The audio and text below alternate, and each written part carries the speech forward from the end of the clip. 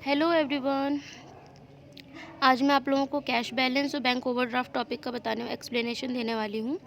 तो आप आपकी टेक्स्ट बुक में निकाल लीजिए एग्जाम्पल नंबर 13।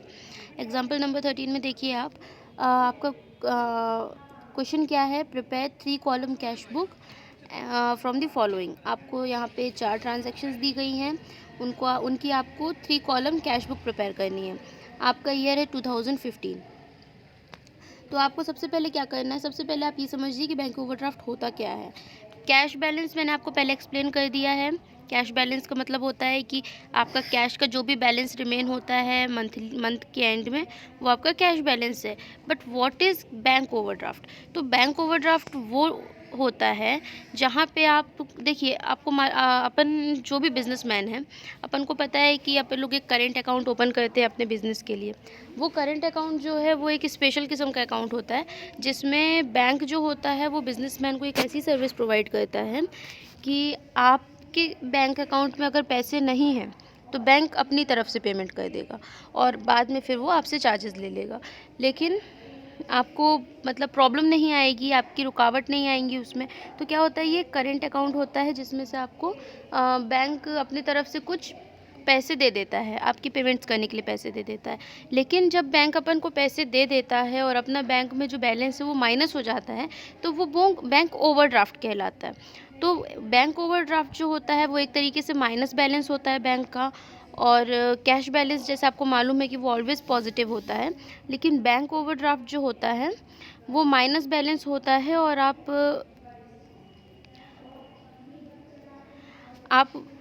आपको उसको क्या करना पड़ता है, रिकवर करना पड़ता है। तो सबसे पहले आप देखिए कि आपको 1 जनवरी में फर्स्ट ट्रांजैक्शन आपकी क्या दी गई है। तो फर्स्ट ट्रांजैक्शन आपको दी गई है बैंक बैलेंस 2000 रुपीज़, और sorry cash balance 2000 rupees and bank overdraft worth 1000 rupees. तो आपको जो कैश बैलेंस 2000 दिया गया है, आपको मालूम है कि उसकी ट्रांजेक्शन कैसी होती है। उसकी ट्रांजेक्शन होती है, आप डेट डालेंगे, to balance BD, cash column में आप 2000 रुपीज़ लिख देंगे। फिर आपकी नेक्स्ट ट्रांजैक्शन क्या है, बैंक ओवरड्राफ्ट।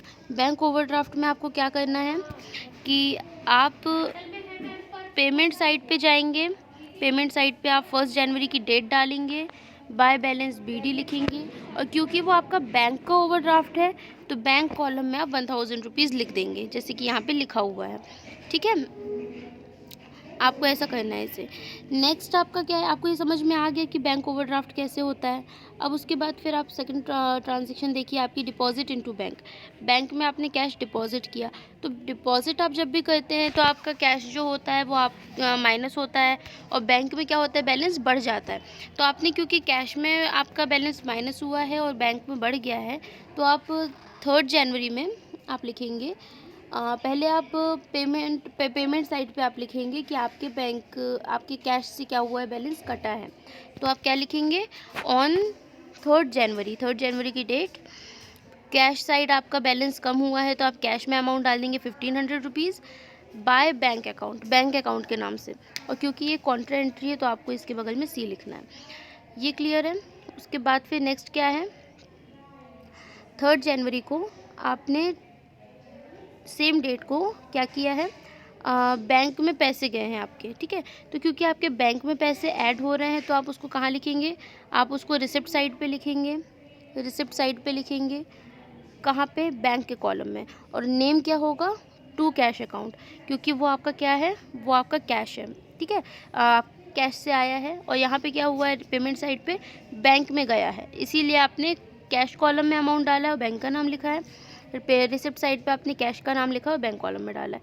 तो इस तरीके से आपकी कॉन्ट्रा एंट्री होती है। क्योंकि ये कॉन्ट्रा एंट्री है तो कॉन्ट्रा एंट्री का आपको ये रूल मालूम होना चाहिए कि आप जब भी कॉन्ट्रा एंट्री करते हैं तो लेजर फोलियो में आपको C लिखना ज़रूरी है, ताकि आपको पता चले बाद में कि आपने कॉन्ट्रा एंट्री की है। और सेम डेट की एंट्रीज़ भी अगर होंगी तो वो आपको कंफ्यूज नहीं करेंगी। ठीक है ना। अपनी थर्ड ट्रांजैक्शन क्या है, कैश सेल्स। आपने कैश में माल बेचा है, तो क्योंकि आपने कैश सेल किया है तो आप सबसे पहले आप देखिए कि क्योंकि आपने कैश सेल किया है तो आपको अमाउंट रिसीव हो रहा है। तो रिसीव होगा तो आप रिसिप्ट साइड पे लिख देंगे।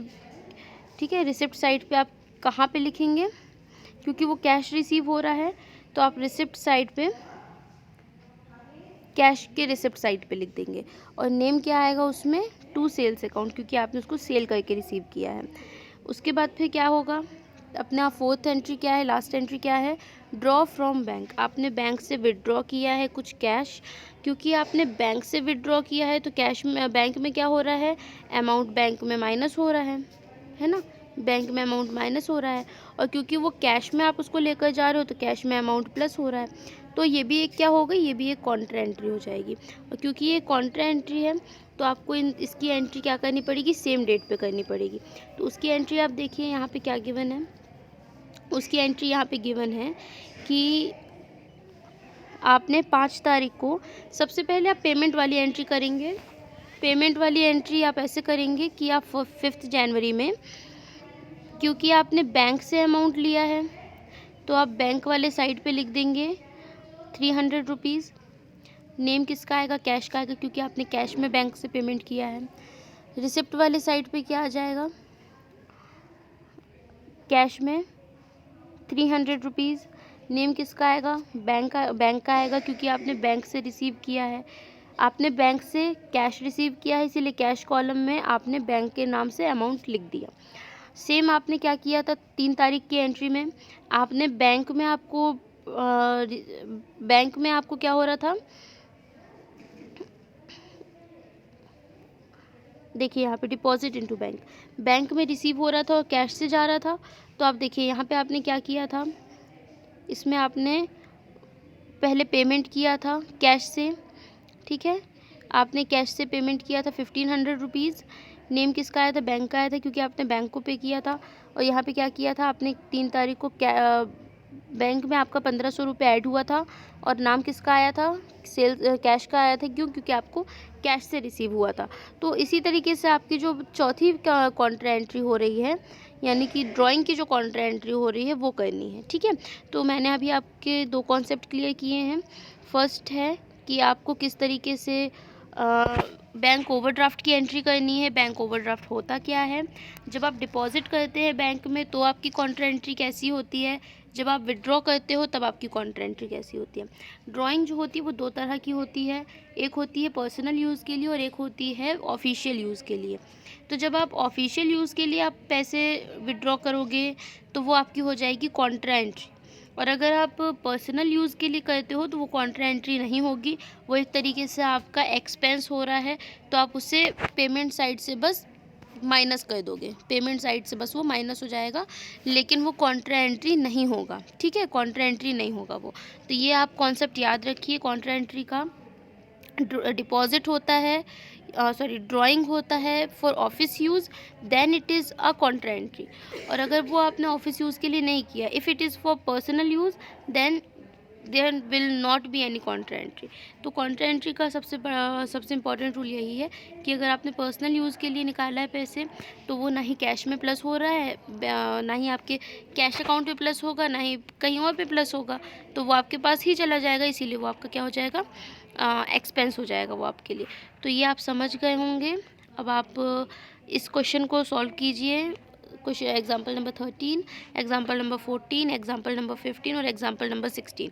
ये 3 न्यूमेरिकल्स आपको सॉल्व करके मुझे भेजना है, आई विल सी इट। और इनसे रिलेटेड जो भी न्यूमेरिकल आपकी टेक्स्ट बुक में गिवन है उन न्यूमेरिकल्स को आप सॉल्व करेंगे, ओके।